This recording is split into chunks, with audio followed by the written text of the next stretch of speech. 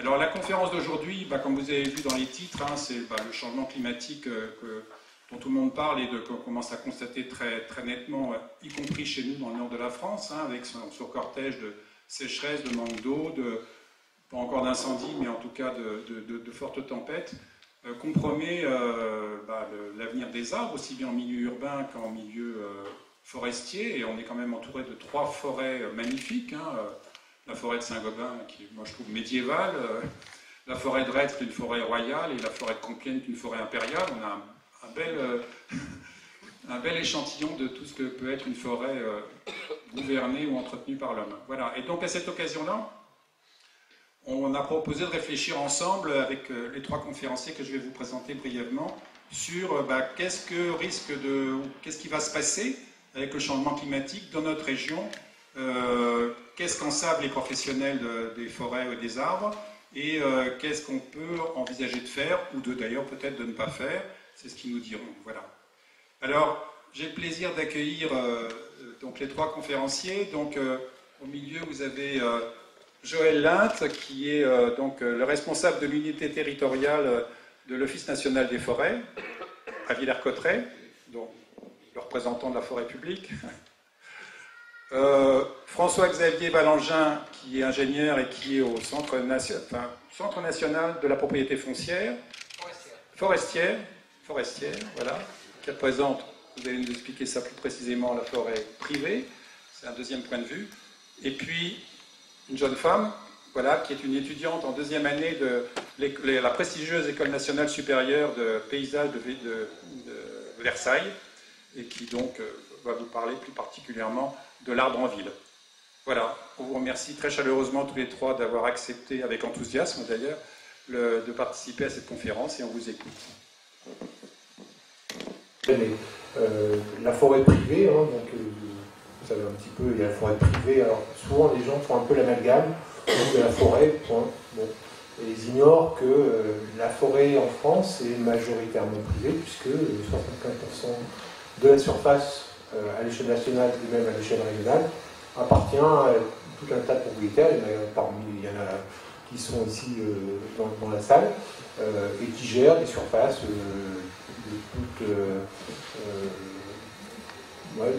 des surfaces très très différentes, hein. Il y en a qui ont 1 hectare, il y en a qui ont 100, il y en a qui ont 25, voilà. Et c'est ce qui fait la diversité aussi de la forêt, hein. C'est qu'on a chaque propriétaire qui applique une gestion, on va dire, le plus possible durable, mais il y en a qui sont un peu plus interventionnistes, il y en a qui le sont un peu moins, et c'est aussi ce qui fait la richesse de notre forêt, c'est le fait qu'elle appartienne à des propriétaires forestiers privés et qui ne gèrent pas tous de façon unique ces différentes forêts, à la différence entre différence, je ne vais pas dire que toutes les forêts domaniales sont gérées de la même façon, bien évidemment, mais l'Office national des forêts, donc je vais laisser Joël s'exprimer pour se présenter et dire ce qu'il fait dans la forêt de Saint-Gobain.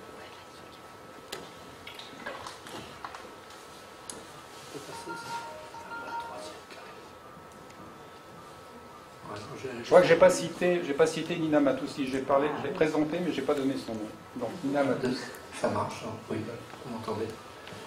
Oui, donc, en effet, je représente la forêt publique. Alors, les forêts publiques, c'est les forêts domaniales qui appartiennent à l'État, et les forêts des collectivités aussi. Donc, moi, je suis responsable d'une unité territoriale, c'est-à-dire du sud de l'Aisne, où il y a la grande forêt domaniale de Retz, qui est la 6e plus grande forêt domaniale de France, et puis surtout des forêts des collectivités autour de Château-Thierry. Il y a beaucoup de collectivités qui ont des forêts. Alors, les forêts des collectivités, c'est un petit peu comme les forêts privées. Il y en a des petites, des un peu plus grandes. Voilà. Donc, forêt française, juste vous verrez quelques chiffres, je ne vais pas tout vous les dire, mais c'est écrit, hein. En effet, 75% forêt privée, 25% donc forêt publique, et la surface de forêt en France n'arrête pas d'augmenter, et actuellement elle est de 30%, donc c'est assez énorme. Il faut remonter au Moyen-Âge, avant les défrichements des religieux, pour trouver une forêt aussi étendue. En plus, ça n'était pas du tout la même. Voilà, tu peux... Voici. Alors oui, alors on va passer parce que il se trouve qu'on n'a pas le même logiciel. Donc voilà, l'ONF en effet une grosse structure qui est organisée en direction territoriale, en agence. Donc moi je suis partie de l'agence de Compiègne. Sur l'agence de Compiègne, on a 5 unités territoriales. Et pour ma part, j'ai celle qui est en bas, à droite, Château-Thierry. Voilà. Et donc sur l'Aisne, qui nous intéresse, il y a 3 unités territoriales. Donc il y a Villers-Cotterêts, il y a Saint-Gobain au milieu et Thiérache au nord, avec les forêts de Saint-Michel, d'Hirson, forêt de collectivité. Voilà, et hop, voilà, on ne va pas aller plus loin pour l'instant. Je te laisse te présenter. Alors, donc moi c'est Nina Matoussi, je suis étudiante donc en paysage à l'école de Versailles. Donc je suis en licence 3 actuellement et là mes études ça va avoir pour vocation de devenir paysagiste conceptrice. Donc c'est pas l'entretien des espaces verts, c'est plutôt tout ce qui va être conception. Enfin moi j'aime bien dire que c'est un peu architecte des extérieurs parce que les gens comprennent pas forcément en quoi ça consiste. Et c'est un métier qui est assez large parce qu'on va avoir une approche sociale, environnementale, essayer de mettre en lien un peu tous les acteurs d'un projet, aussi les habitants, enfin surtout les habitants, et les collectivités publiques pour créer un projet et aménager l'espace public ou privé. Voilà. C'est bon. Alors, notre conférence, on l'a prévu déjà, vous redire un peu les principaux caractéristiques du changement climatique et de ce que le changement climatique impacte sur les arbres et sur la végétation en général. Ensuite, vous dire les conséquences que ça a sur la forêt et sur les arbres en ville. Et puis ensuite, les solutions que l'on est en train de mettre en place. Bien que c'est quelque chose de très mouvant, ce changement climatique va peut-être encore plus vite que ce qu'on pensait. Et ce qui fait que la principale caractéristique, c'est que la forêt ou l'arbre se gère sur le long terme et que le changement climatique va beaucoup plus vite que la vie d'un arbre, d'une forêt. Donc c'est un peu dans une gestion qu'on a sur le long terme, on est obligé maintenant de réfléchir sur des temps beaucoup plus courts, ce qui n'est absolument pas habituel pour le forestier et qui nous oblige à nous remettre en question assez souvent. Donc, peut-être commencer sur... Alors, les changements climatiques, c'est un tas d'effets. Bon, une augmentation des températures, ça, je pense que vous avez tous un peu remarqué. Quelques personnes qui ont des cheveux un peu grisonnants, donc j'imagine que sur 20-30 ans, c'est des choses que vous avez pu enregistrer. Les hivers d'antan où on avait de la neige, alors, je ne veux pas dire qu'il n'y aura plus du tout d'hiver avec de la neige, mais aujourd'hui, force est de constater qu'on a peu d'hivers rigoureux comme on pouvait en connaître il y a encore 20 ans et davantage. Et ce qui n'est pas sans d'ailleurs poser de problème quand on veut gérer la forêt, parce que traditionnellement on coupait les arbres en période hivernale quand le sol était gelé. Comme aujourd'hui le sol n'est pratiquement plus gelé sur une épaisseur suffisante pour porter l'exploitation qui est faite au niveau de la forêt, ça devient très très compliqué pour faire de la gestion forestière. Et donc augmentation des températures et aussi phénomène un peu exacerbé, canicule. On a subi, alors cette année c'est un peu une exception, on a subi des canicules très très fortes et des sécheresses aussi très très importantes. qui veut dire que les arbres ont une capacité d'adaptation, mais lorsque le phénomène climatique exacerbé se répète chaque année, il est évident on va observer, et on observe déjà, des mortalités importantes sur certaines espèces. On sait qu'il y a des espèces, je ne sais pas si vous avez suivi un peu l'actualité, mais le hêtre qui est quand même très très présent en Picardie, Picardie et Hauts-de-France, on va dire, est en train a priori, il devrait disparaître. Alors, c'est les projections qui sont faites. Après, il y a forcément des capacités de certains arbres à résister, mais globalement, on sait que le hêtre devrait disparaître de nos forêts. Alors, c'est un peu, je ne sais pas si vous êtes au courant, mais un peu une catastrophe, parce que les forêts, les futaies cathédrales qui étaient caractéristiques de nos forêts domaniales, un peu montrées, mais surtout domaniales, devraient disparaître dans les prochaines années.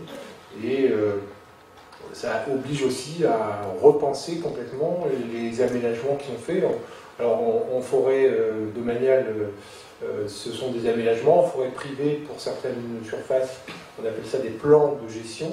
Et donc ces plans de gestion sont amenés à être complètement repensés pour s'adapter au changement climatique. Et ce qui n'est pas non plus sans poser problème, parce que penser les choses, penser l'avenir, c'est un exercice qui peut être assez facilement fait. Après, quelles sont les essences forestières qui seront adaptées au climat dans 50 à 100 ans, c'est un exercice très difficile, parce qu'on nous annonce, on sait qu'on est dans une période de changement climatique, mais on ne connaît pas encore avec précision. Si vous avez suivi un peu l'actualité sur les changements climatiques, il y a plusieurs scénarios qui sont faits. On a annoncé là, jusqu'il y a ces dernières années, un réchauffement limite, qui serait de l'ordre de 2,5 degrés. Et là, on sait qu'on est déjà au-delà. On passe à 3. Voilà. On est déjà au-delà, donc on va plutôt aller vers un réchauffement à 4 ou 5 degrés. Et même en arrêtant, si demain vous arrêtez, je ne veux pas non plus vous obliger à arrêter de prendre la voiture ou d'autres modes de locomotion qui rejettent notamment du carbone, mais même si demain on arrêtait, il y a une inertie de la présence du CO2 dans l'atmosphère qui fera qu'on aura malgré tout un réchauffement climatique qui sera important.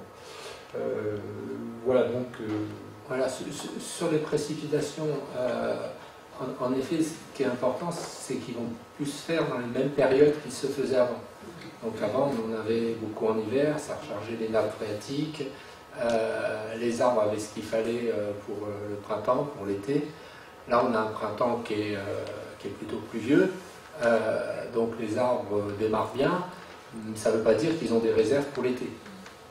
Donc, ce qui pleut est directement absorbé pour la plupart par les arbres, alors que lorsque c'est en hiver, il reste dans le sol et ça peut être diffusé. Pour voir un arbre adulte, chaque jour, ça boit plusieurs centaines de litres d'eau. Donc il faut qu'il y en ait dans le sol. Et les sécheresses, alors, en 2020, on a eu un été très sec et une canicule. Hein. Ces deux phénomènes, été sec et forte température, ces deux effets qui se conjuguent et qui accentuent les problèmes. En 2021, l'été, en 2022, on a eu encore un été sec. Voilà. Donc il faut bien voir que tous ces phénomènes s'accumulent et l'arbre puise dans ses réserves. Et on voit très bien, si vous allez vous promener dans les forêts domaniales, Compiègne c'est encore pire parce que c'est des sols sableux qui retiennent très peu d'eau, donc ça dépérit encore plus vite que sur Retz, il y a des sols riches, et donc avec une rétention en eau beaucoup plus importante. Et malgré tout, même à Retz, sur la crête de la forêt, il y a des hêtres qui commencent à dépérir. Et en effet, le hêtre va certainement disparaître ou au moins réduire énormément son aire. Peut-être que dans quelques vallons bien humides, bien frais, il va rester plus longtemps. Ce qui implique pour le forestier de changer un peu ses modes de culture, qu'on appelle la sylviculture, la culture de la forêt. Ce que le forestier n'avait pas l'habitude de faire, parce que même s'il y avait des petites améliorations dans la sylviculture, depuis 4 siècles, les forêts étaient à peu près gérées pareil. Mais là, et ça depuis les années 90, hein, on en est conscient, et le forestier prend en compte le changement climatique de plus en plus. C'est que notre gestion qu'on pouvait voir, alors là on va plutôt parler des forêts domaniales, mais par la forêt privée ça se fait aussi, on disait qu'on gérait les forêts par parcelle, et dans une parcelle tous les arbres avaient à peu près le même âge, ce qu'on appelle la futée régulière, et à un moment tous les arbres étaient arrivés à maturité maximum, et donc on exploitait les arbres pour des usages nobles, hein, pour faire des menuiseries, pour faire des tonneaux de mérin. Voilà. Pour la construction, de plus en plus pour la construction, il ne faut pas oublier que le bois l'arbre capte du carbone, donc il séquestre le carbone, et si on l'utilise pour, comme on dit, pour une deuxième vie de l'arbre, dans des constructions, dans une charpente ou quoi que ce soit, le carbone reste stocké dans le bois. Voilà, contrairement à des matériaux qui sont où on prend les réserves de la terre carrément, le béton par exemple. Voilà, donc voilà, je ne sais plus où je voulais en venir. Voilà, donc oui, notre gestion qu'on avait, qui était plus en futée régulière, déjà la forêt privée, mais ça tu pourras en parler, avait déjà depuis une cinquantaine d'années au moins, raisonné d'une manière différente en ayant des forêts beaucoup plus étagées, avec des âges différents dans une même zone forestière. Tous les forestiers sont maintenant arrivés à la conclusion qu'il faut, en effet, de par le changement climatique, beaucoup plus diversifier les forêts, avoir beaucoup plus d'essence, parce qu'on ne connaît pas tout, comme disait François-Xavier, sur les capacités des arbres. Donc plus on a une diversité d'arbres, mieux on va avoir au moins 1, 2, 3 essences qui vont résister. Alors si on n'en a qu'une et que c'est du hêtre, c'est plutôt voué à l'échec. Et en plus avoir des arbres d'âge différents.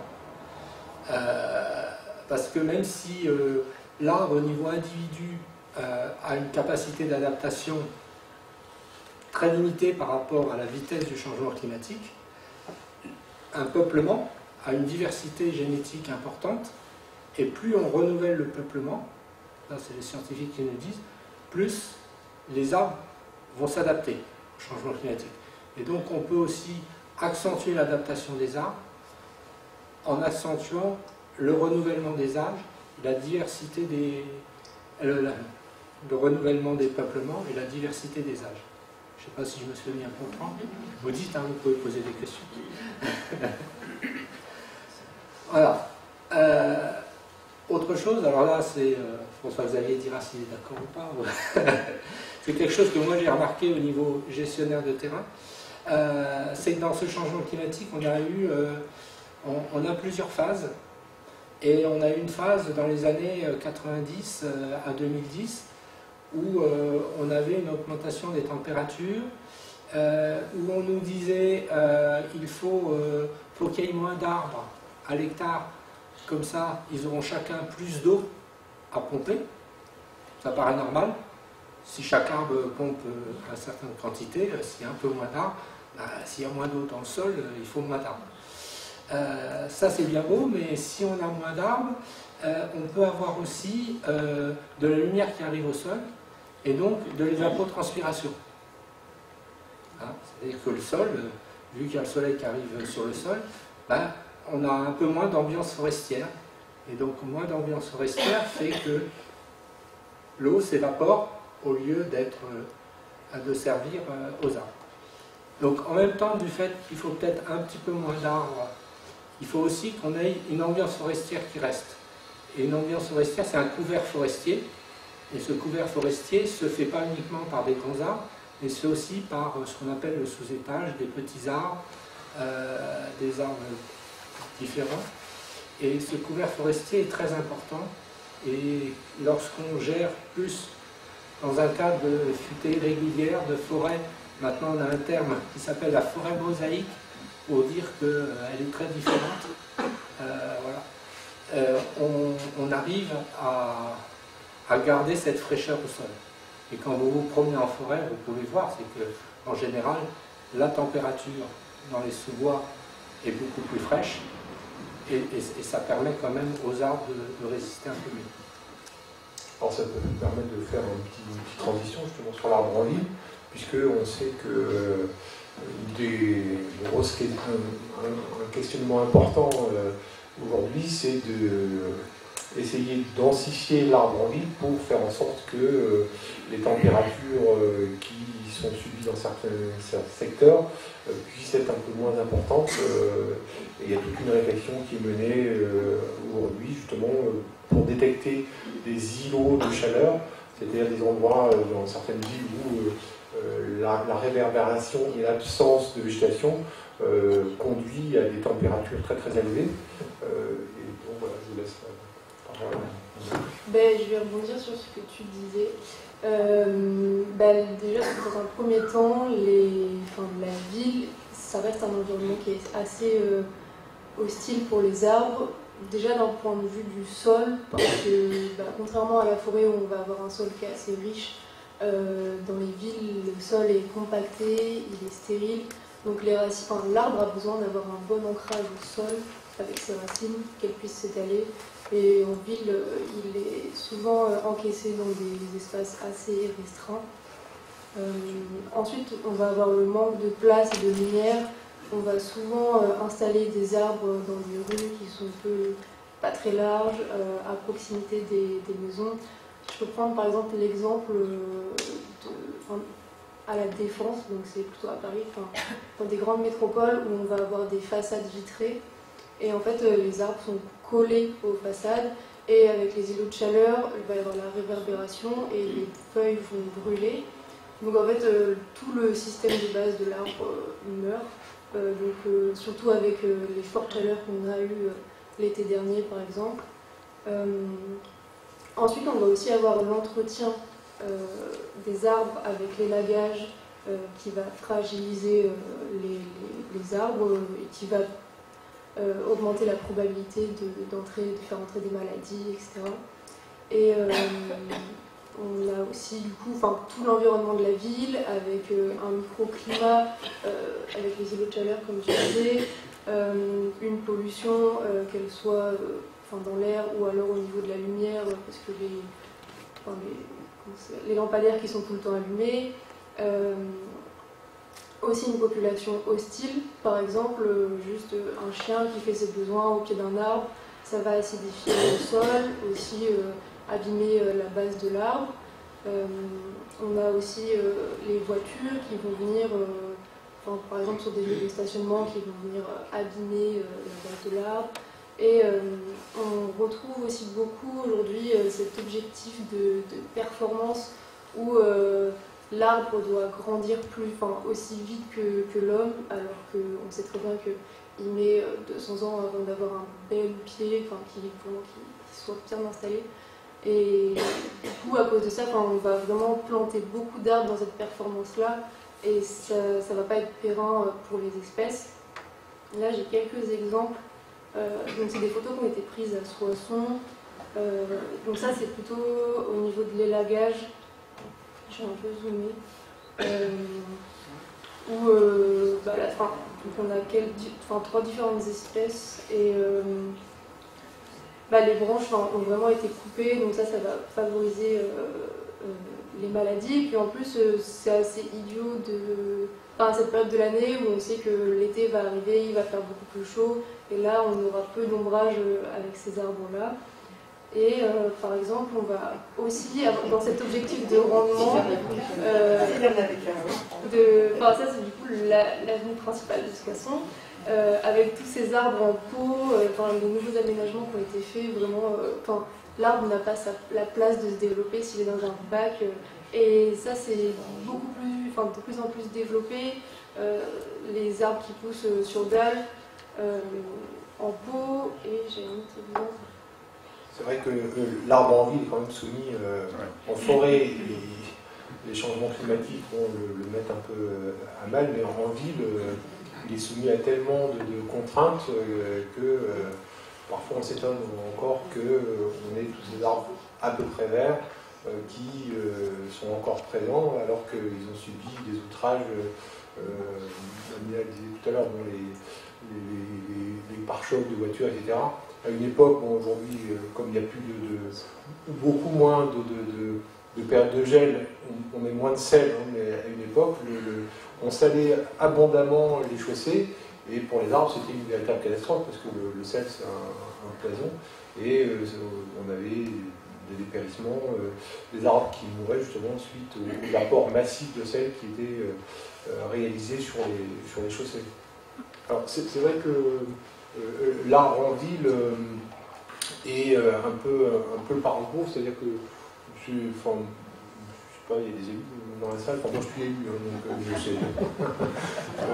C'est un peu la façade verte qu'on essaie de mettre en place. Alors je sais pas, je ne suis pas politique, je ne sais pas ce qui se passe au niveau de la ville de Soissons, mais assez souvent, voilà, c'est la façade qu'on va essayer de mettre en place. Voilà, on plante des arbres et puis on met dans le budget, on a planté, je sais pas, 600. Alors, ça me fait tout bondir d'entendre des politiques, quels qu'ils soient d'ailleurs, qui disent on va planter, je sais pas, 5 millions d'arbres. Ça veut rien dire, il vaut mieux planter 10 arbres très très bien, ou 100 arbres très très bien, que d'en planter 5 millions sans faire attention au contexte dans lequel on va les planter, à la façon dont on va les planter, à l'étude de sol qu'il faut faire préalablement pour voir s'ils sont vraiment adaptés.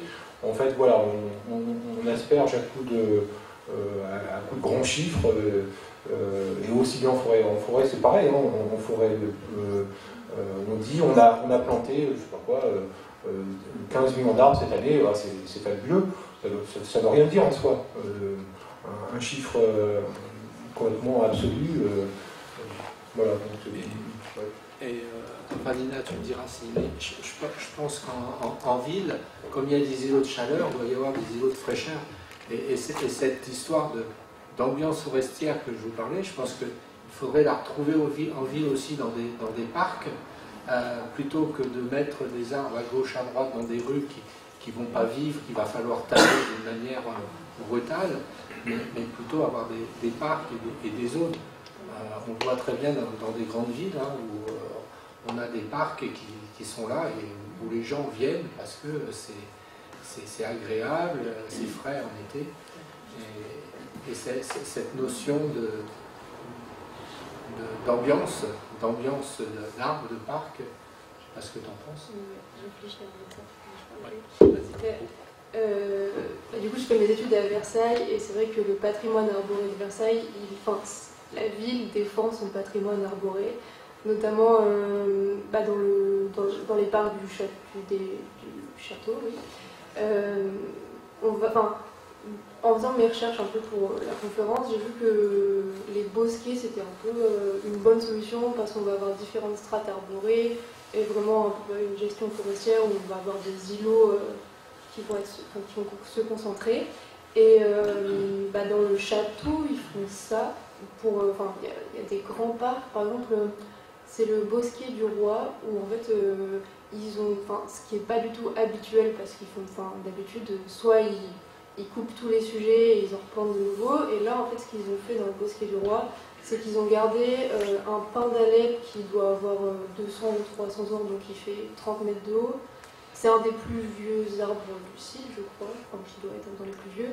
Et au sol, ils ont replanté l'année dernière des tout petits sujets, je ne sais plus ce que c'est, je crois que c'est des cerisiers. Et du coup, il y a un peu ce mélange de strates qui vient créer en plus une ambiance. Et il y a de l'humidité, on sent que la présence de l'arbre crée de l'humidité dans la ville. C'est vraiment c'est une ville qui est vraiment très fraîche. Après, à Soissons, c'est un peu il y a quand même l'Aisne qui passe, puis l'allée avec les platanes sur le quai, donc ça reste quand même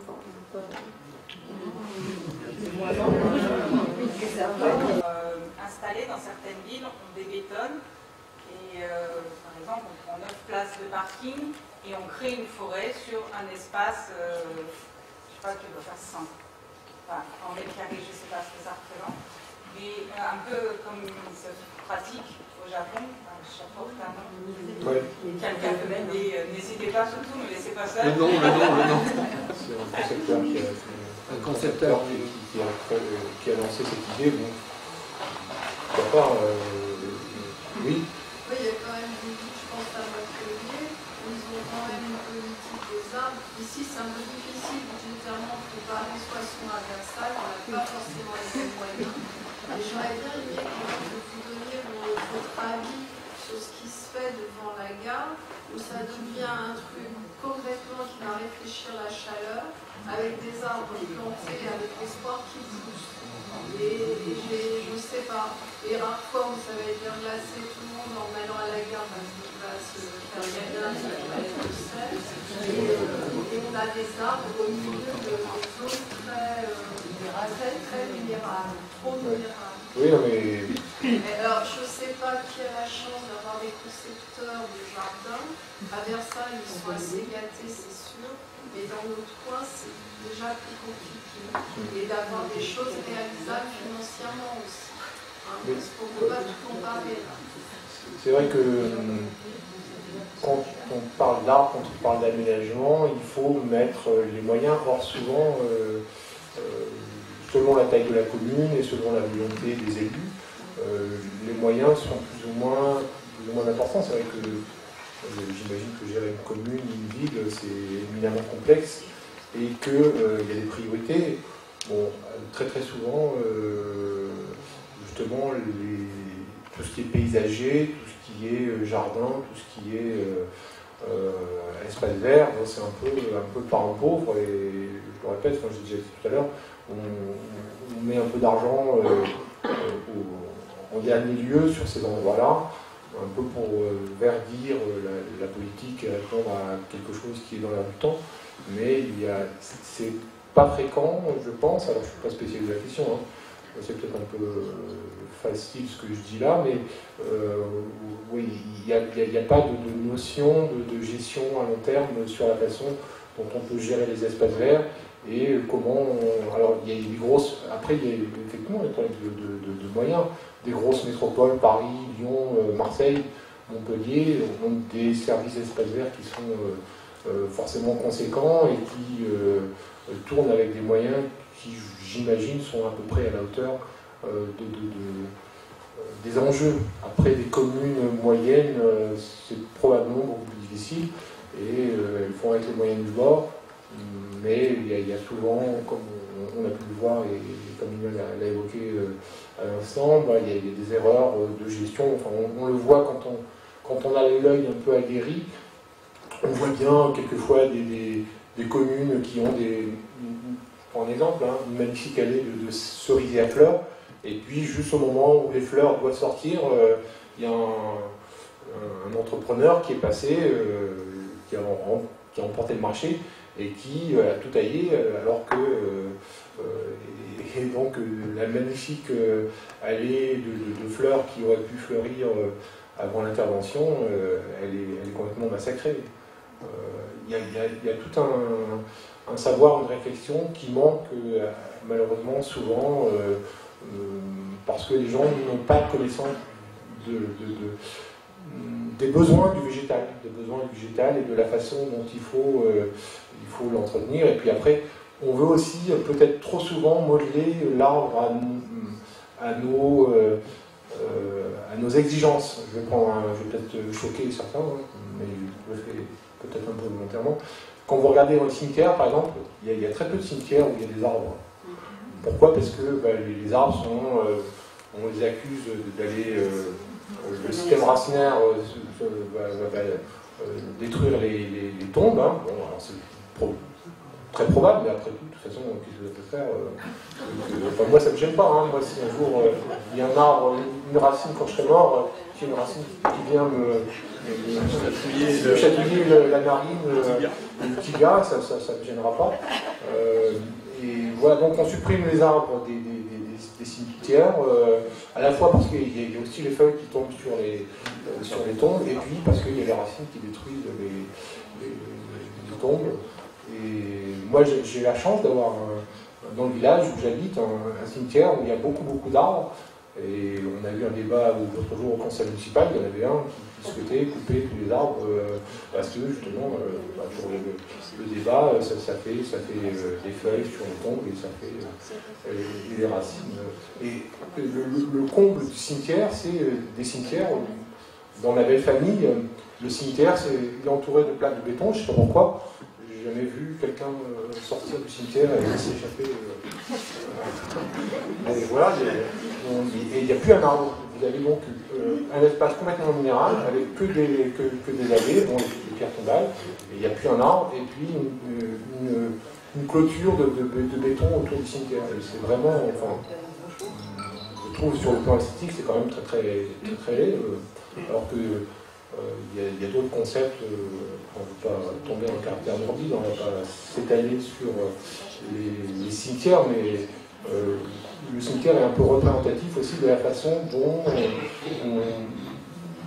on considère l'arbre. C'est-à-dire qu'on le supprime. Alors, pour la petite histoire, vous savez qu'avant, il y avait le symbole, l'arbre symbole du cimetière, c'est l'if. Et avant, les corbillards arrivaient avant la voiture, arrivaient avec des chevaux patientaient pendant les cérémonies et mangeaient les branches d'if, et souvent 9 fois sur 10, pour ne pas dire 10 fois sur 10, les chevaux mouraient parce que l'if est quand même une espèce très toxique. Donc on a supprimé les ifs des cimetières, dans la plupart des cas, alors que c'est des arbres qui sont absolument extraordinaires. Dans la longévité, ça fait partie des arbres qui sont les plus vieux. Surtout qu'il n'y a plus de chevaux. Oui, en plus, il n'y a plus de chevaux. Oui, juste, on aimerait bien, justement, au niveau de notre association, qu'on soit informé sur la ville de la gestion des arbres, qu'on nous montre quel est le prévisionnel à court, moyen et long terme, que ce soit pensé et que les citoyens soient... qu'il y ait de la concertation, qu'il y ait du débat autour de ça. Ça fait partie des choses qu'on espère. Je sais pas moi, à mon avis, il y a deux.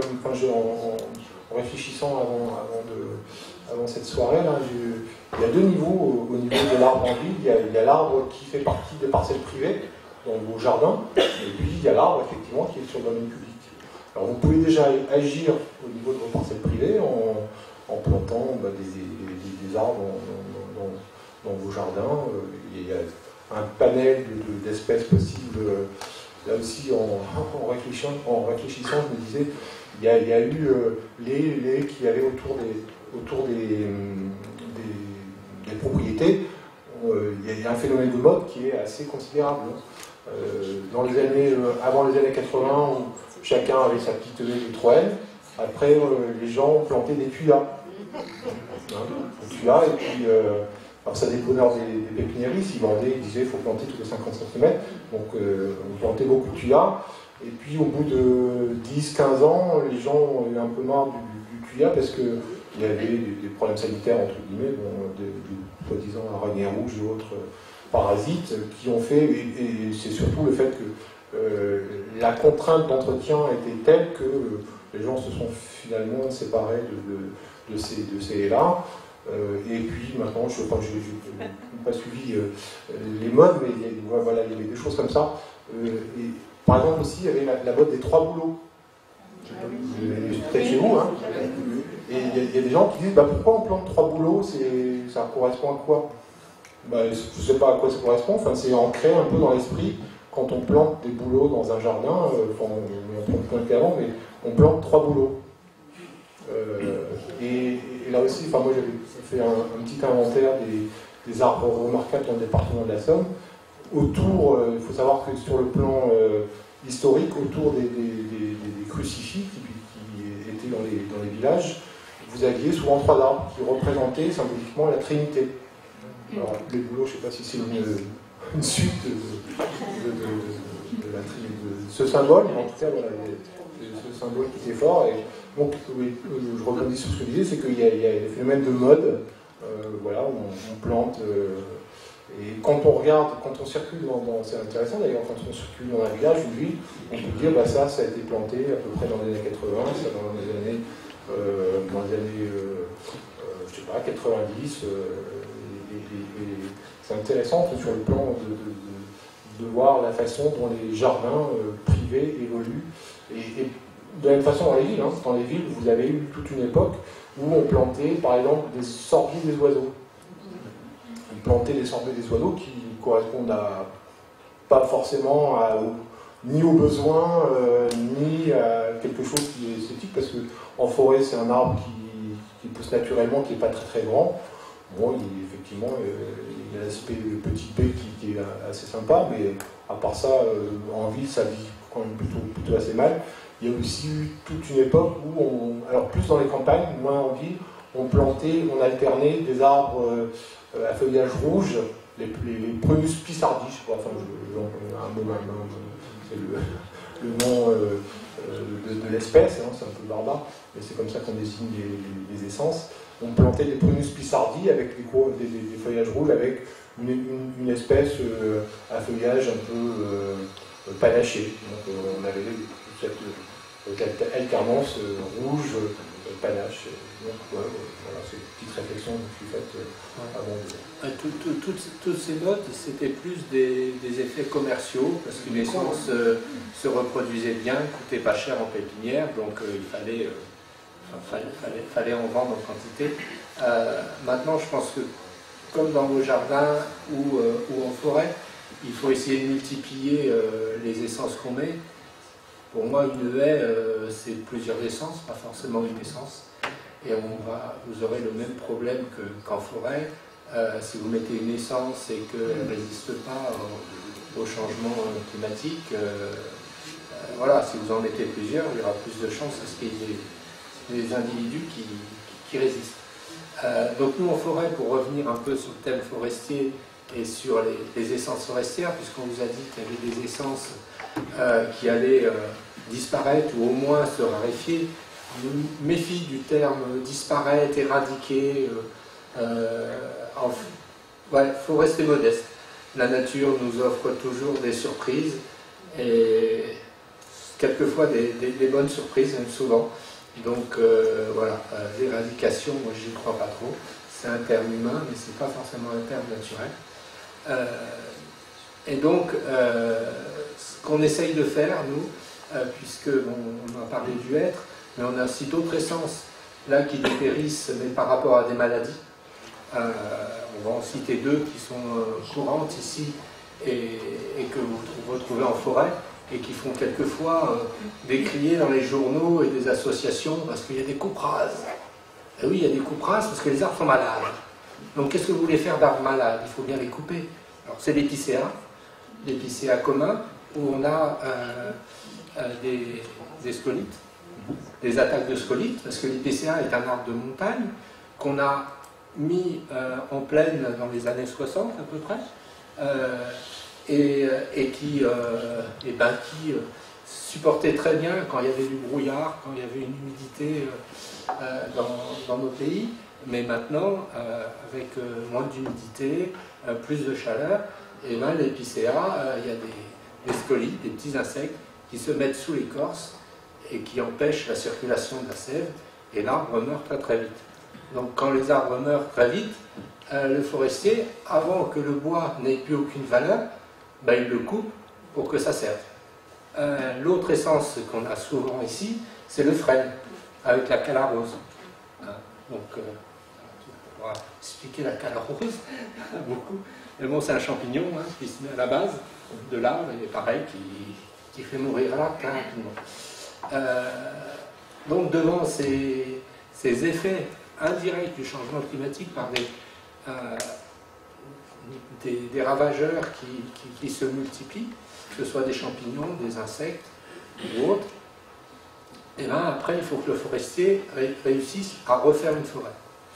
Et pour refaire une forêt, ben, on ne va pas replanter ces essences-là, on ne va pas replanter du hêtre, donc on va chercher des essences qui vont, on l'espère, sur une durée de 30 ans, de 50 ans, voire plus. Mais actuellement, un forestier, voire à plus de 50 ans, il a du mal, même s'il sait que d'habitude, ces arbres vivaient 100 ans ou 200 ans, parce que dans 50 ans, quel sera le climat? On a des petites idées, mais on ne sait pas, en 70 ans, 100 ans, ce que sera le climat. Ça dépendra de la sagesse de l'homme, on dira. Donc on a plusieurs scénarios possibles. C'est déjà mettre des essences qui sont locales, mais un peu plus adaptées que le hêtre. On pense au chêne Cécile. Tu peux en dire d'autres si tu veux. Après, on a du chêne Cécile, mais peut-être du chêne Cécile qui vit plus dans le sud de la France, dans le Poitou, dans la vallée de la Loire, où déjà les climats sont un petit peu plus chauds. Donc on fait venir des graines de là-bas ou des jeunes plants plus au nord pour que ça s'habitue. Dans le Gard aussi, on a des peuplements de chêne Cécile, donc dans le Gard, on sait déjà qu'il fait beaucoup plus chaud, tout ça, et donc on pense que ces jeunes arbres vont pouvoir s'adapter. On peut prendre carrément des espèces qui sont du sud de la France ou de l'Espagne, comme le chêne pubescent par exemple, qui est une essence qu'on replante pas mal en ce moment, qui a un petit peu les caractéristiques du chêne Cécile. Et puis on peut aussi prendre des espèces qui viennent du secteur méditerranéen par exemple, des pins de Turquie, il y en a plein. Des cèdres, voilà, des cèdres. Des cèdres de l'Atlas. Voilà. Et on tente même d'autres essences qui peuvent venir de plus loin, mais là, au niveau de l'ONF, et je pense que c'est pareil au niveau de la forêt privée, on les fait plus sur des petites surfaces, en test et suivi par des chercheurs, parce qu'on ne sait jamais la réaction des arbres. Un arbre peut très bien se plaire et devenir ce qu'on appelle une espèce envahissante. Hein? On en a assez de plantes qui viennent de nos jardins et qui ont envahi les bords de route ou autres, la renouée du Japon, le raisin d'Amérique, tout ça. C'est des plantes qu'on nous a vendues, qu'on a mis dans nos jardins, et puis maintenant on ne peut plus s'en débarrasser. La renouée du Japon, il faut creuser de 4 mètres et enlever les... Vous en voyez plein de la renouée du Japon le long des routes. Hein. C'est épouvantable ces plantes. Heureusement, la forêt est encore assez résistante et en général, ça reste en bordure de forêt et ça ne rentre pas dans la forêt parce que la forêt, c'est un écosystème qui est bien formé. Et si jamais vous faites un peu trop de lumière en forêt, cette espèce, elle intervient. Je connais très bien moi, les espèces envahissantes parce que j'étais à La Réunion et il y a des tas d'espèces envahissantes à La Réunion puisque les espèces endémiques sont très fragiles là-bas. Voilà, donc c'est ces différents scénarios qu'on peut avoir de plantation, puisque voilà, pour le forestier en général, les plantations, c'est qu'on a raté des choses quand on fait des plantations. Hein. Ce qu'on aime bien, nous forestiers, c'est la régénération naturelle, c'est-à-dire que les arbres qui sont sur place grainent et que les jeunes semis, les graines poussent, les jeunes semis, et qu'une nouvelle forêt arrive. Mais face à des dépérissements importants, on est bien obligé de planter. Oui, monsieur. Oui, je trouve qu'il y a un petit peu de monde, si vous voulez. Il y a le monde du forestier, où on a l'impression que c'est quand même un monde de professionnels, oui. Voilà, qui fait son boulot. Et puis il y a un monde dans les villes où on a l'impression quelquefois qu'on a 15 ou 20 ans de retard sur ces aspects-là. J'aurais voulu savoir au niveau du paysage, quelle est la place qu'on vous laisse dans un bureau d'études d'architecte ou des choses comme ça. Et est-ce que c'est quelque chose qui monte ou, ça a été évoqué, on a l'impression que le végétal c'est toujours un petit peu le parent pauvre en ville. Où est-ce qu'on en est là-dessus, sur ce sujet?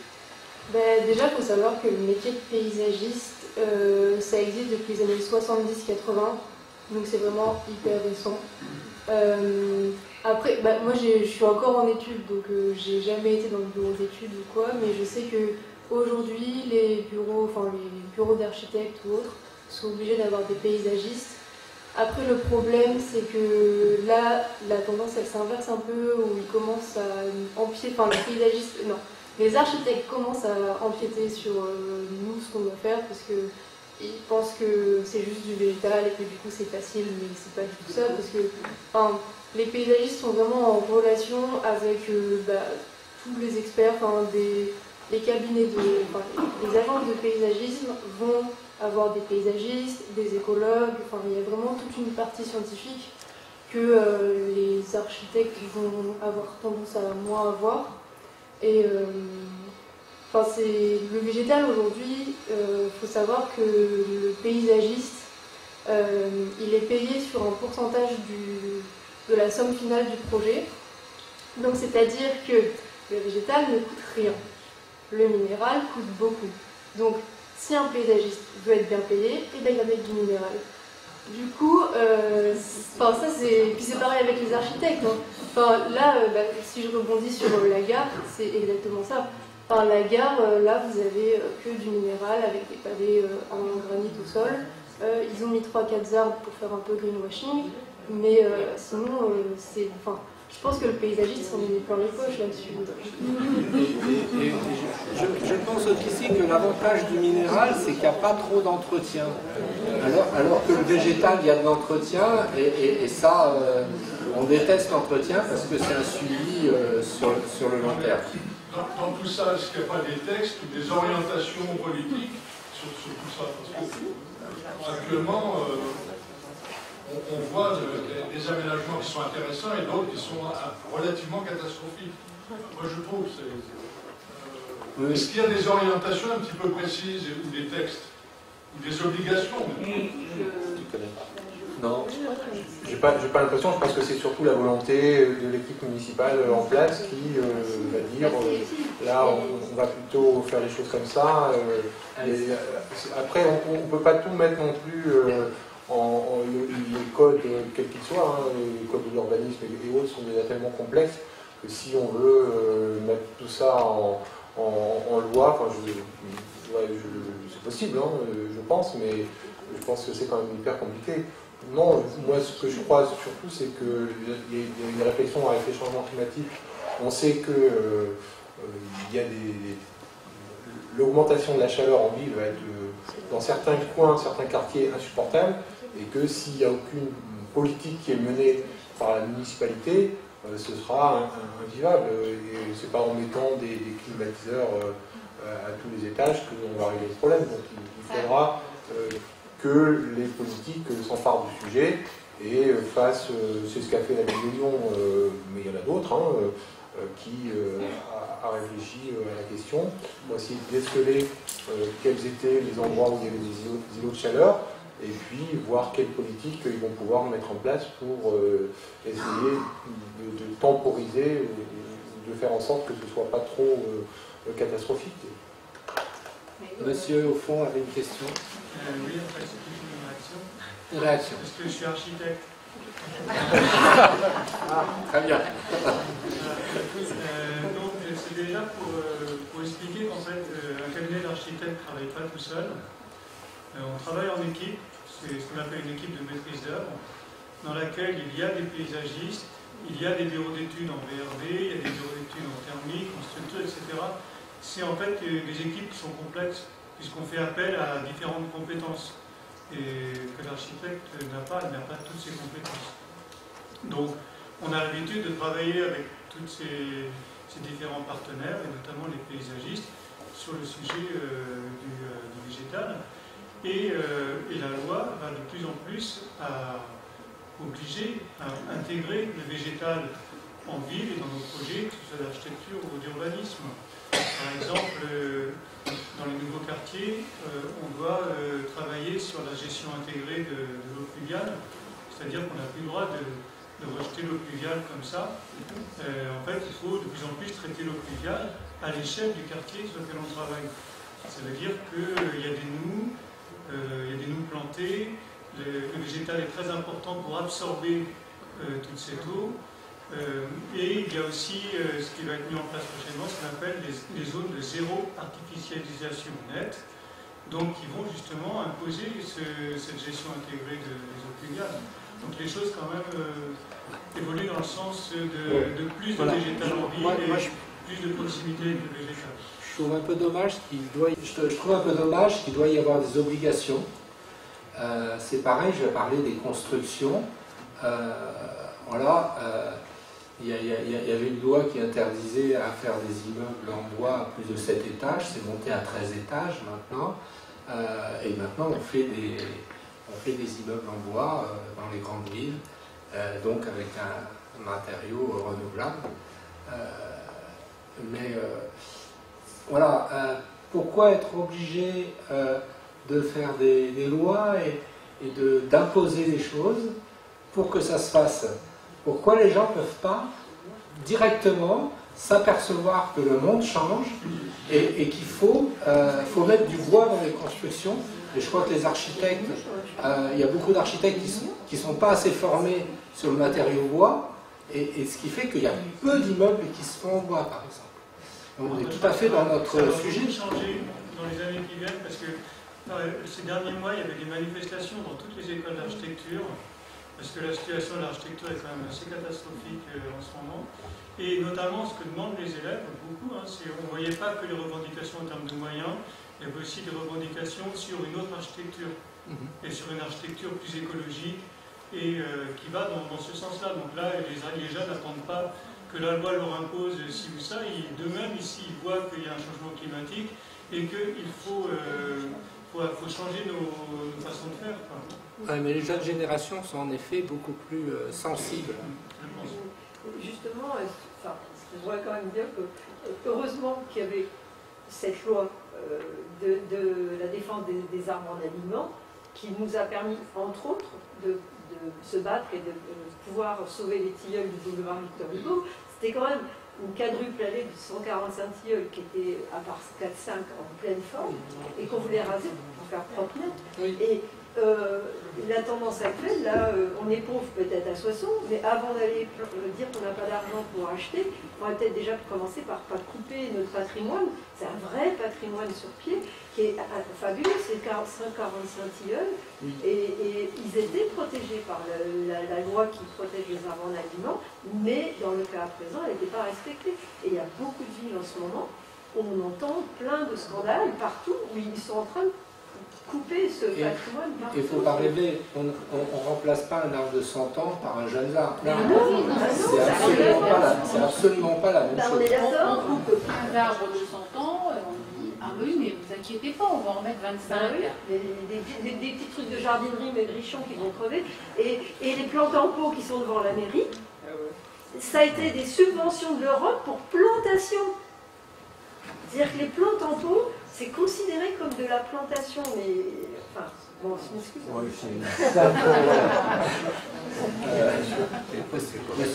Je suis allé récemment à la Tour Mangin, à Villers-Cotterêts. J'ai admiré de monter dans cette tour. En fait, il y a des messages écologiques pratiquement à tous les étages, et historiques dès qu'on arrive en haut. Et une fois qu'on est arrivé en haut, en fait, on contemple un paysage qui est complètement dévasté. Tous les arbres, ils sont... Alors, c'est moi ça, c'est pas une coupe rase, c'est justement la différence avec une coupe rase, mais c'est un changement de paysage. En effet, c'est un changement de paysage important, parce qu'en fait, les arbres qui étaient devant la tour Mangin, direction nord, direction la plaine de l'Aisne, c'était des hêtres et ils étaient dépérissants. Donc vous montiez en haut de la tour Mangin il y a 2 ans, et vous voyez des arbres qui étaient à moitié crevards. Alors qu'en dessous, il y a des jeunes hêtres. Il y a il y a une centaine de hêtres au mètre carré, c'est de la régénération naturelle, et il y a des zones où le hêtre n'a pas poussé. Donc dans ces zones où le hêtre n'a pas poussé, ben, on va diversifier la forêt et on va faire des petits îlots de plantation d'autres essences, notamment de chêne Cécile, qu'on va mettre. Mais c'est vrai qu'après une coupe où on a des arbres dépérissants, c'est un peu... et puis on a ouvert un cône de vision aussi, un côtier cône de vision. Parce que si vous avez des grands arbres devant la tour Mongin, vous n'arrivez pas à voir loin, vous n'arrivez pas à voir le château de Montgobert notamment. Donc il faut. Et c'est vrai qu'il y a toujours un traumatisme après une coupe de gros arbres. Ça, c'est assez surtout inévitable. le sol, parce que le sol, les engins sont passés. Alors, la coupe a eu lieu cet hiver. Ouais. Voilà. Vous verrez l'été prochain, vous ne verrez plus. La végétation aura repris son lieu. Mais c'est vrai que, alors là, on va parler un peu exploitation forestière. C'est ça, c'est toujours des grands débats. Il y a des chemins où on concentre la sortie des bois pour que le reste du sol ne soit pas tassé. Donc ces chemins, ben, ils sont un petit peu défoncés parce qu'on concentre les déformations. Mais visuellement, c'est pas joli, mais si on ne faisait pas ça, les tracteurs passeraient partout. Donc vous ne verriez pas que c'est vraiment qu'il y a des ornières ou quoi que ce soit. Mais le sol serait tassé, et si le sol est tassé, l'arbre il vit moins longtemps. Donc c'est pour ça qu'on fait des cloisonnements pour mettre les dégâts. On aimerait sortir avec autre chose que des gros engins comme on a. Mais il n'y a que ça qui existe. Il n'y a que ça qui existe. Donc on concentre. Et comme l'a dit François-Xavier au début, on profitait des hivers avec du gel pour sortir les bois. On n'a plus ces hivers-là. Alors cet hiver a été relativement peu pluvieux, et donc on a pu sortir malgré tout des bois sans faire trop de dégâts. Ouais, et reste néanmoins, en fait, j'ai eu l'impression que l'homme, en fait, eh ben, il essaie d'adapter la nature à ses besoins ou à ses désirs, et puis plutôt qu'en fait d'observer vraiment la nature. Je prendrais le cas par exemple dans les Ardennes belges, où on essaie de recréer des forêts primaires, c'est-à-dire de laisser la forêt se débrouiller, et d'étudier comment ça se passe, quelles essences vont être résilientes, vont s'adapter au changement climatique. Et puis j'ai pas l'impression que le reste du monde suit, parce qu'on est toujours dans cette démarche économique plutôt qu'écologique.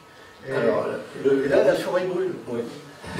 Alors, on va en parler de la forêt qui brûle, parce que Monsieur le Président disait que pour l'instant on n'avait pas d'incendie. Si, on a des incendies en forêt. Et en 2020, sur la forêt de Retz, il y a eu 12 départs d'incendie.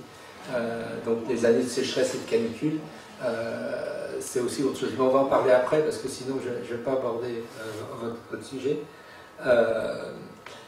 La gestion de la forêt française, que ce soit en forêt publique ou en forêt privée, on essaye de faire de la multifonctionnalité.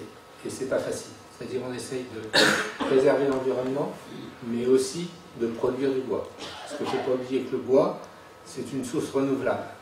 Donc moi, je préfère faire des choses en bois que faire des choses en béton, ou faire des choses en plastique. Et si vous voulez faire des choses en bois, vous avez du bois chez vous, ben ça vient d'un arbre qui a été coupé en forêt.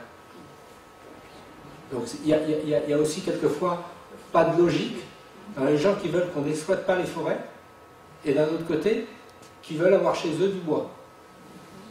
Ouais, mais ou qui ont chez eux du plastique. Ça pourrait être plus rationnel, parce que quand je vois par exemple des arbres qui sont coupés à Saint-Gaudin, qui vont directement en Chine, et qui ne vont rien alors, attendez, voilà, là vous parlez d'autre chose, c'est l'exportation de bois vers la Chine.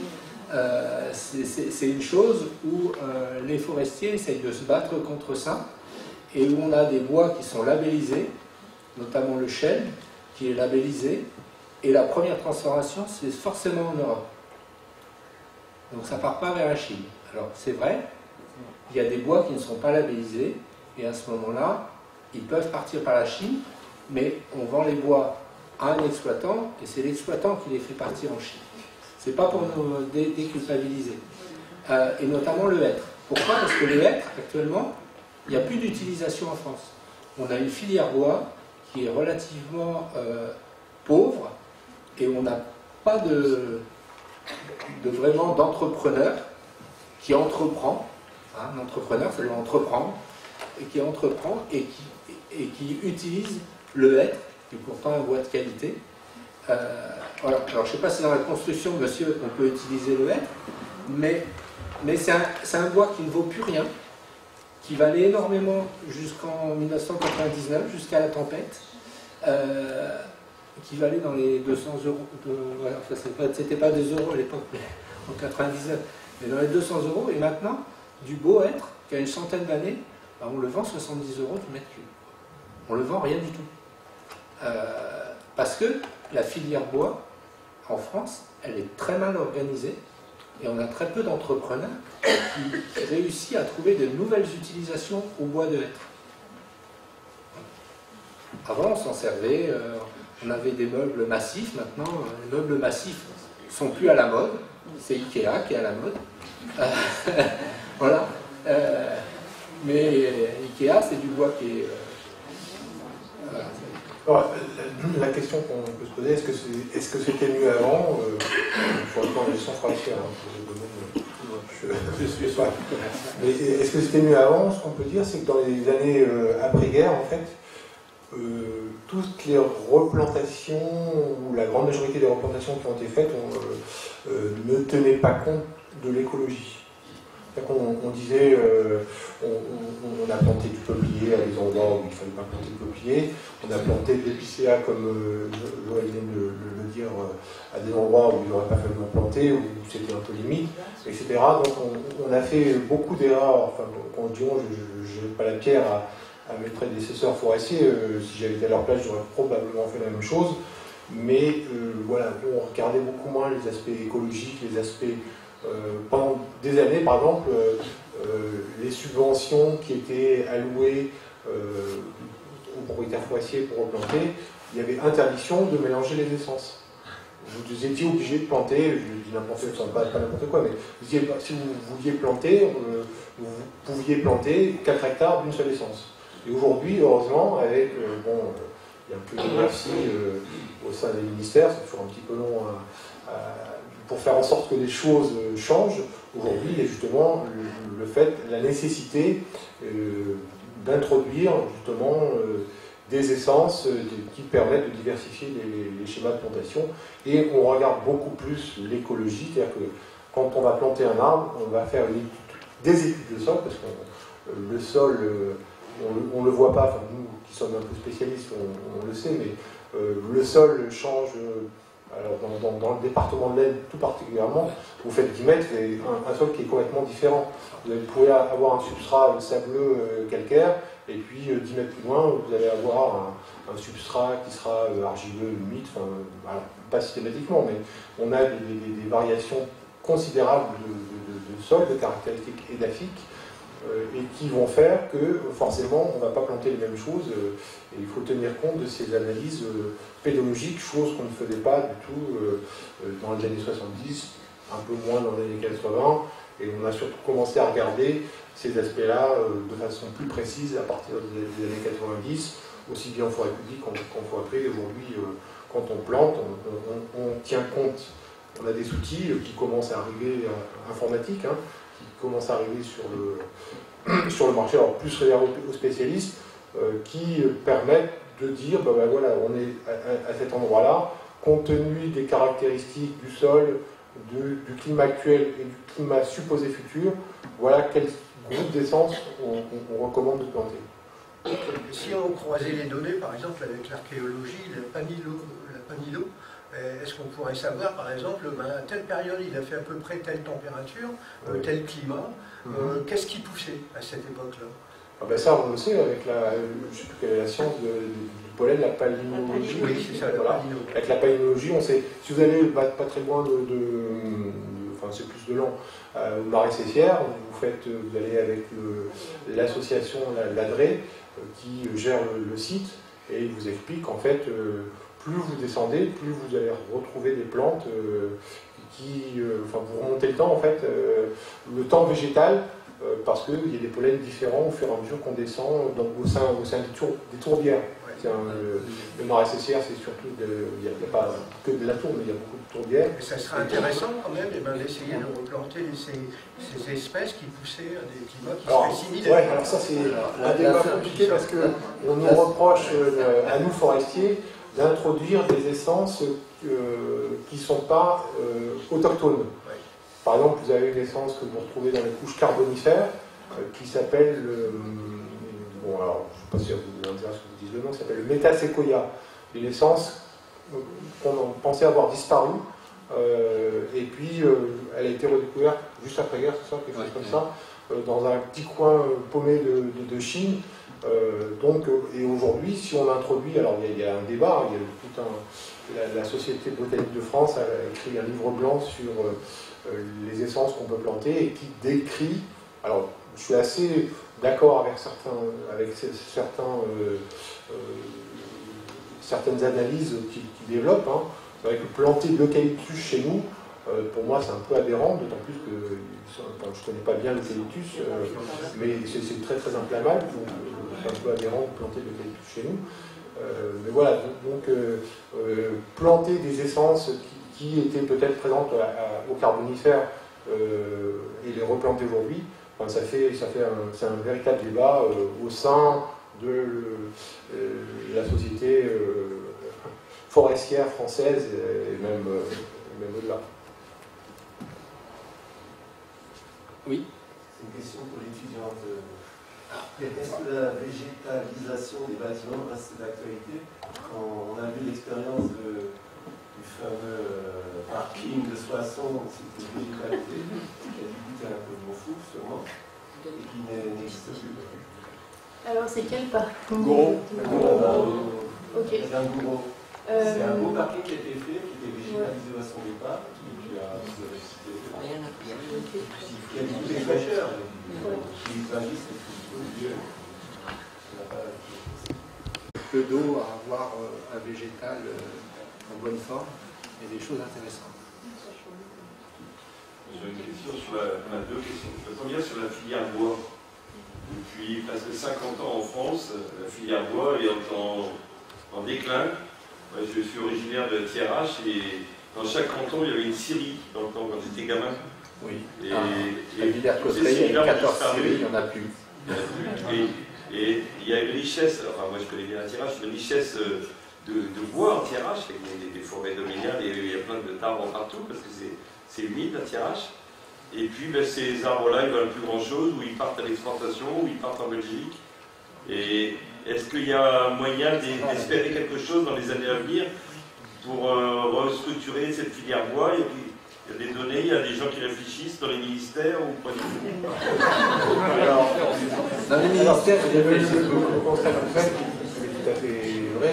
C'est-à-dire que, pour vous donner quelques chiffres, on est passé de 15 000 scieries, alors, c'est pas à l'unité près. Hein. En gros, dans les années 70, il y avait à peu près 15 000 scieries. Aujourd'hui, on est entre 1000 et 1500. Vous voyez qu'il y a une chute phénoménale.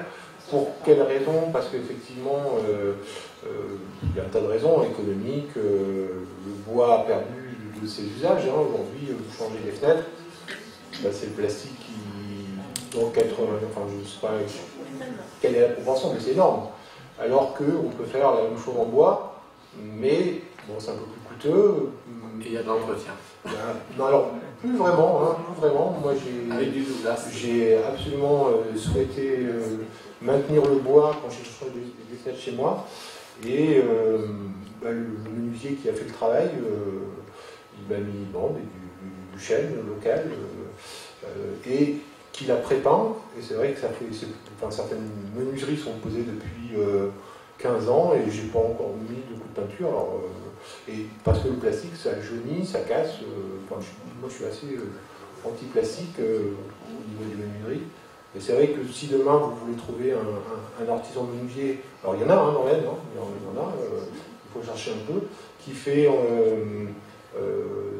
encore du bois en menuiserie, ils ne sont pas très très nombreux. Alors heureusement, il y a une association qui est implantée du côté de Château-Thierry, là, qui essaye de se battre pour promouvoir le bois, il s'appelle Être Charmé. Je ne sais pas si vous la connaissez, ben voilà, ils sont là-bas. Et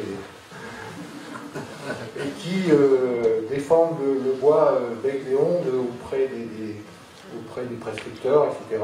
Et ben, les réalisations qui sont faites, ils ne sont pas très nombreux et pas très connus malheureusement, mais en tout cas, voilà, ils font du bon boulot et c'est dommage qu'il n'y ait pas d'autres architectes, associations qui interviennent et utilisent le bois local. Il y a un menuisier, à côté de Lan, un menuisier qui s'appelle M. Vuillot, qui utilise les bois locaux également, alors qu'il fait aussi partie de cette association, qui promeut donc, le bois local.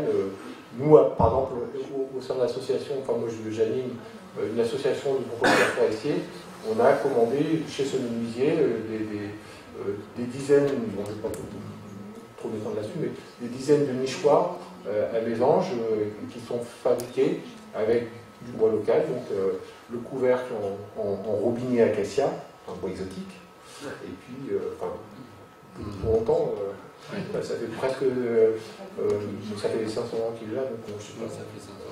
Et puis les parois verticales et le fond sont faits en glace. Donc quand on a la volonté, on peut faire des choses on peut toujours faire des choses en bois, mais le réflexe majeur aujourd'hui, c'est de dire bon ben voilà, on utilise le plastique parce que on téléphone au menuisier local et les menuisiers qui utilisent encore le bois, ben, ils sont malheureusement plus très nombreux. Heureusement, ceux qui sont présents résistent, font la résistance et s'adaptent. Un des outils absolument formidables qui est en train de faire en sorte que le bois va reprendre des parts de marché, c'est la numérisation. Vous avez des machines qui vont analyser les pièces, qui vont découper le bois de façon automatique et faire en sorte que le bois redevienne compétitif par rapport au plastique ou à d'autres matériaux. Monsieur, vous voulez intervenir? Oui, je fais parler d'un peu charmé. Oui, sur les scieries, donc effectivement, la tendance actuelle des scieries, c'est d'être de plus en plus grosse. Donc c'est aussi pour ça que la scierie de Kecker à Villers-Cotterêts a fermé, parce qu'elle appartient au groupe Lefebvre, qui trouvait qu'elle était trop petite, parce qu'elle employait 100 personnes, mais la taille de l'entreprise, c'était trop petit par rapport à ce qu'ils veulent faire, parce qu'ils imaginent la France avec d'énormes scieries à 3-4 endroits répartis sur le territoire et qui absorberaient tout le bois qui serait issu des forêts françaises. Et ça va absolument à l'inverse de l'utilisation des bois locaux. Parce que si on veut vraiment utiliser les bois locaux, il faut au contraire plutôt des petites scieries. Et il y a quand même des petites scieries qui reviennent, qui se maintiennent. En Laine, il n'y en a plus beaucoup. Il y a Tortorolo dans le sud de l'Aisne, où on peut travailler encore un peu avec lui sur le chêne. Il y a la scierie Jérôme dans l'Oise, qui fait du robinier ou qui fait d'autres essences. Donc il y a quand même un peu un retour de ce type de choses, et heureusement, parce que c'est grâce à ça qu'on peut encore faire des choses en bois local. Et sur le bois local, il y a l'interprofession du bois qui s'appelle Fibois Hauts-de-France, qui travaille depuis plusieurs années à la valorisation des bois locaux, et notamment au peuplier pour la construction, parce que le peuplier peut facilement remplacer les résineux pour la construction de bois. Donc maintenant, ça c'est bien en place, il y a tout un réseau de scieries, et on peut travailler avec du peuplier et remplacer tous nos résineux par des peupliers des Hauts-de-France. Ça c'est possible. Et puis le chêne aussi. Le chêne, on peut facilement faire des charpentes en chêne, trouver du chêne, même du chêne lamellé-collé, même du chêne en carrelé pour faire des menuiseries. Là aussi, il y a une scierie qui propose ce type de produit qui est dans le Pas-de-Calais. Et les menuisiers qui fabriquent les menuiseries en bois peuvent commander des carrelés de cette menuiserie. Donc il y a des choses qui évoluent quand même. Et donc vous avez parlé de Fibois. La forêt de Retz a une labellisation forêt d'exception, ce qui implique que pendant 5 ans, elle a des actions à mener. Et une de ces actions, c'est essayer de faire revenir de l'industrie du bois sur Villers-Cotterêts, parce qu'avec la forêt de 13 000 hectares, il y a de quoi faire. Et Fibois est en train de faire une étude avec AgroParisTech, qui est l'école qui forme les ingénieurs forestiers, et une étude pour déterminer quel type d'entreprise peut revenir sur Villers-Cotterêts.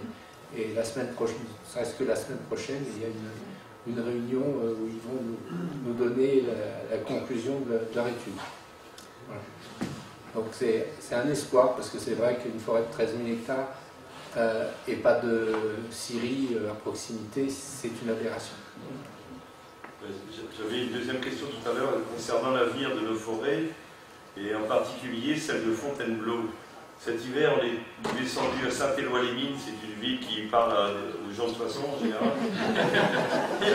Et on a traversé la forêt de Fontainebleau et j'étais effaré de voir des chênes, des super chênes très hauts, qui sont en train de crever, quoi.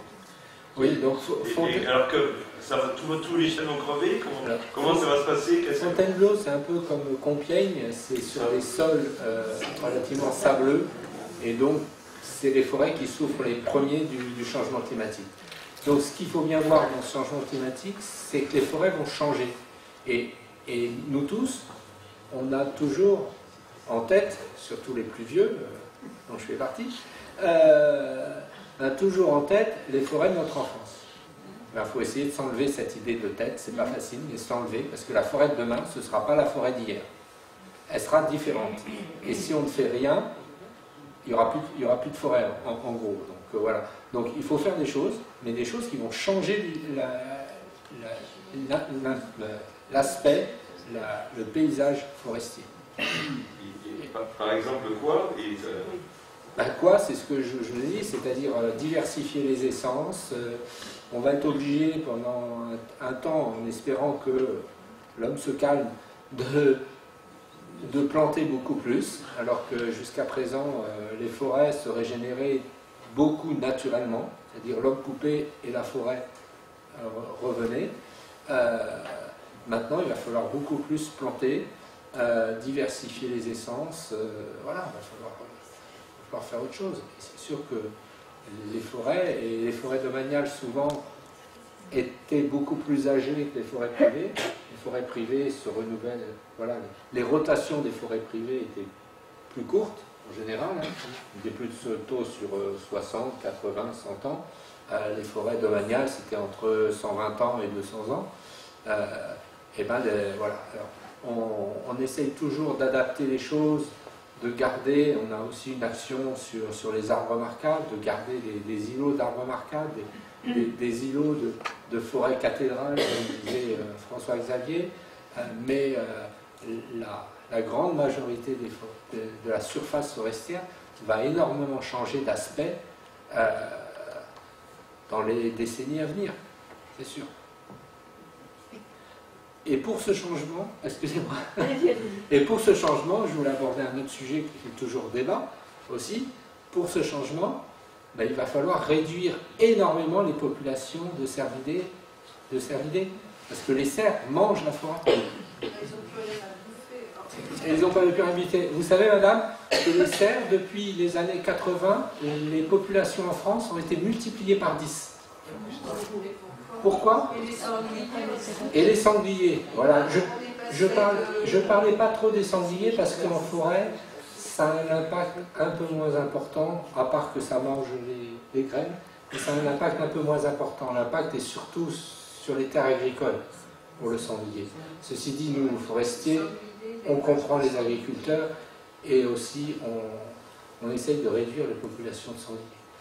Mais par ailleurs, je vous rassure, par hasard. On manque de prédateurs. Il y a pareil qu'on a vu un loup à Saint-Gobain. Oui, il n'y a pas qu'à Saint-Gobain. Sur la forêt de Retz aussi, il y en a un qui est passé, soi-disant. Non, on a des photos. Mais à Saint-Gobain, la photo voilà, elle est parue dans l'Union, tout ça, c'est sûr. Non, de toute façon, pour parler rapidement du loup, hein, le loup étant son territoire, il y a des jeunes loups qui essayent de découvrir des territoires. Il est de passage, voilà, il est de passage. S'il se plaît, il va rester. S'il ne se plaît pas, il ira plus loin.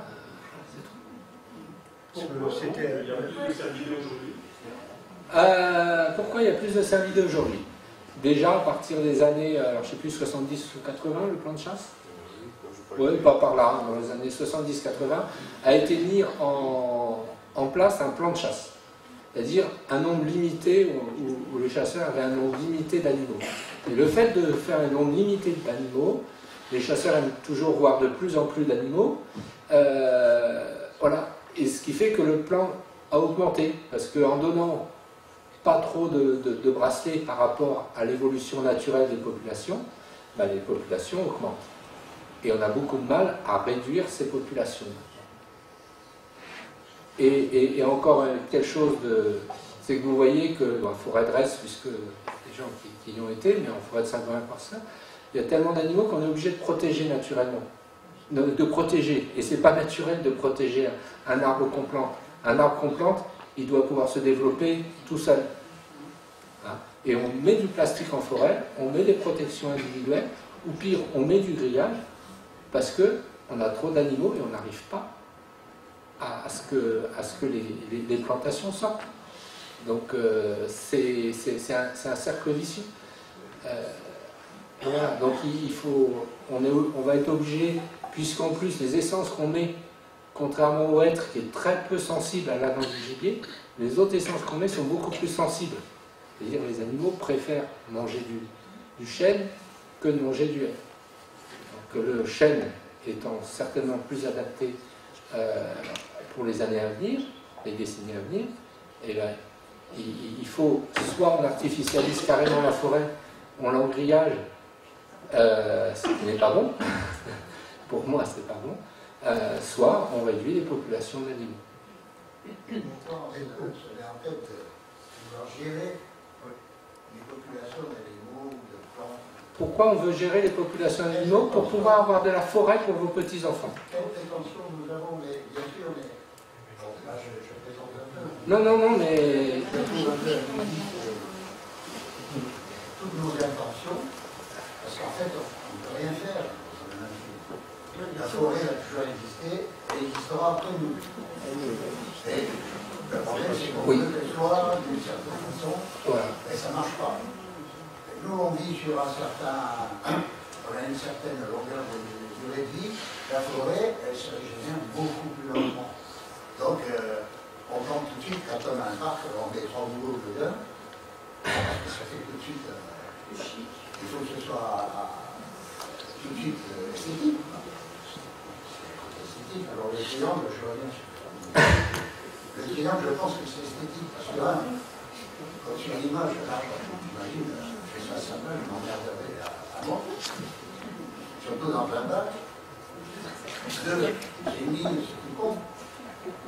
4, le carré, c'est quelque chose de esthétique du carré. Dans les bijoux, par exemple, le carré, c'est pas bon. Le triangle, alors je ne sais pas si c'est la trinité, mais le triangle, il y a une esthétique. Donc, moi, j'ai travaillé dans un bureau d'études, il y avait un parc de 50 hectares. C'était une entreprise de travaux publics. Béton. Il y avait, je ne sais plus de 100, ils ont replanté au moins plus de 100 000 arbustes, et toujours 3 par 3. On m'avait dit, 3 par 3, mais oui, mais vous verrez, dans 10 ans, on en enlèvera 2. C'était la technique des paysagistes, enfin, des pépiniéristes, quoi. On va pas parler de... Alors, effectivement, le problème, c'est que après, au bout de quelques années, on s'aperçoit que sur les 3, il n'y en a aucun qui est au bon endroit. Et puis sur tous les 3, ils vivent ensemble, on ne peut plus les dissocier. Donc, vous leur gérez la forêt des plantes, ça me paraît très difficile, mais c'est intéressant. Je ne sais pas si on se préoccupe de ça en 2014. Oui, je voudrais revenir, c'était sur le loup, et je voudrais revenir sur le parc de Yellowstone. En fait, eh ben, ils se sont aperçus, là c'est pareil, en fait, il y avait tellement d'herbivores que en fait, la forêt était complètement, le parc était détruit, hein, il n'y avait pratiquement plus rien. Et en fait, ils ont réimplanté le loup, et c'est le loup en fait qui a sauvé ce parc. et qui a sauvé ce biotope. Je pense qu'en fait on fait confiance aux chasseurs. On parle de Yellowstone, il y a une autre surface et c'est un parc national qui est très très grand.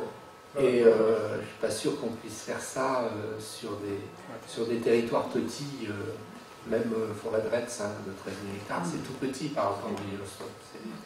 C'est rien. Une question. Oui. Je vais vous demander à part les chênes Cécile, qu'est-ce qui va être planté comme arbre? Parce que vous parliez beaucoup des chênes Cécile. Les chênes pubescents. À part celui-là, oui. Qu'est-ce qui va être planté? Il y a chênes pubescents. Oui. On plante aussi, on replante d'autres essences, genre des fruitiers, et alisier, cormier, sorbier. Voilà. Après des résineux, parce que sur des sols qui sont un petit peu sableux, et avec les chaleurs qu'il fait et les sécheresses qu'il fait, souvent on ne trouve pas de feuillus capables de résister, donc on est obligé de passer sur des résineux. Et là, on peut planter du cèdre, différents pins. Voilà, du pain maritime qu'on plantait pas ici, qu'il y a dans les Landes. On plante quelques pins maritimes, mais toujours en mélange avec des feuillus, des châtaigniers. Et pas forcément des essences qui sont faites pour la production forestière. Voilà. Avant, on plantait une essence qui était l'essence qu'on voulait produire pour les scieries. Maintenant, on va avoir cette essence-là, mais peut-être à 40, 50, 60%. Et le reste, ça va être d'autres essences qui ne sont pas forcément faites pour produire, enfin, ça va produire du bois, mais pas forcément pour aller dans des scieries ou quoi que ce soit. On verra bien. On est beaucoup moins sur la production. Je parle pour la forêt publique. La forêt publique, il y a la production, mais il y a tout ce qui est accueil du public, le côté sociétal qui est très fort, les gens qui veulent se ressourcer en forêt, on parle des bains de forêt, voilà, les sports nature, tout ça. La forêt publique, elle a cet enjeu-là aussi, d'être ouvert au public. Et donc, le côté production, il sera toujours, parce qu'il nous en faut pour remplacer les matières pétrolières, quoi, il en faut. Mais on pense beaucoup plus à d'autres aspects que la forêt peut apporter. La forêt, c'est aussi une source d'oxygène. C'est souvent en forêt qu'il y a les réserves d'eau importantes pour de l'eau potable, sans parler de la région parce que je ne connais pas trop, mais sur Saint-Étienne, tout ça, il y a eu des centaines d'hectares de plantés à côté au-dessus des réserves d'eau pour maintenir une qualité d'eau convenable. Oui. Est-ce qu'il y a eu un impact du chantier de Notre-Dame de Paris sur la forêt française? Insignifiant. Insignifiant. Une goutte d'eau dans la mer. Insignifiant. Alors, ce qu'on peut dire quand même, c'est que... Au niveau médiatique, oui. Par rapport... Aujourd'hui, la forêt est beaucoup moins, contrairement à ce que les gens pensent, la forêt est beaucoup moins exploitée qu'elle l'était à l'époque. À savoir qu'avant la découverte des énergies fossiles, on utilisait le bois pour se chauffer, on utilisait le bois comme source énergétique. Et vous avez par exemple, si vous avez déjà visité Salins-les-Bains et Arc-et-Senans. Arc-et-Senans, j'y étais, voilà. Forêt de Chaux, j'ai été en forêt de Chaux. Voilà. Forêt de 20 000 hectares, coupée en gros en 20 quartiers, et donc de 1000 hectares, et 1000 hectares rasés chaque année, donc des rotations de 20 ans, pour alimenter la saline d'Arc-et-Senans, où on faisait du sel. Voilà. Avant qu'on découvre que... L'eau salée venait de Salins-les-Bains, descendait dans des troncs percés d'épicéas qui poussaient en altitude, arrivait à la saline, et à la saline, c'était chauffé au bois, puisque le charbon n'était pas là, le pétrole n'était pas là, et il y avait 1000 hectares. Voilà, donc voilà, c'était 1000 hectares rares, et personne ne disait rien. C'était à l'époque de Louis XV. Et à côté, enfin plus près de chez nous, Saint-Gobain, les premières pareil, la même chose. C'était la même chose, on avait besoin d'énergie, donc l'énergie c'était où les sources, enfin les rivières et les fleuves qui pouvaient produire de l'énergie motrice, ou bien c'était très très souvent le bois, donc les forêts. Pendant des années, avant l'émergence des énergies fossiles, ont été très très fortement sur l'époque, alors qu'aujourd'hui, contrairement à ce que les gens pensent, la forêt est la forêt française, j'entends, je ne parle pas d'autres forêts, mais la forêt française est plutôt sous-exploitée, c'est-à-dire qu'il y a ce qu'on appelle l'accroissement biologique tous les ans, on a 4-5 mètres cubes en moyenne d'accroissement biologique, donc 1 mètre cube de bois qui pousse, et on ne récolte que, alors en forêt domaniale, ils sont à 90%, c'est ça, et en forêt privée, en moyenne, on est à 50-60%, parce qu'il y a des propriétaires qui font des coupes et des propriétaires qui n'en font pas. Et donc on a un accroissement du volume de nos forêts, et les forêts sont moins exploitées qu'elles ne l'étaient avant l'époque qui précédait la découverte des énergies fossiles. La révolution industrielle, pour l'appeler. C'est ça. Je crois qu'on va peut-être s'interrompre là parce qu'on est parti pour toute la nuit là.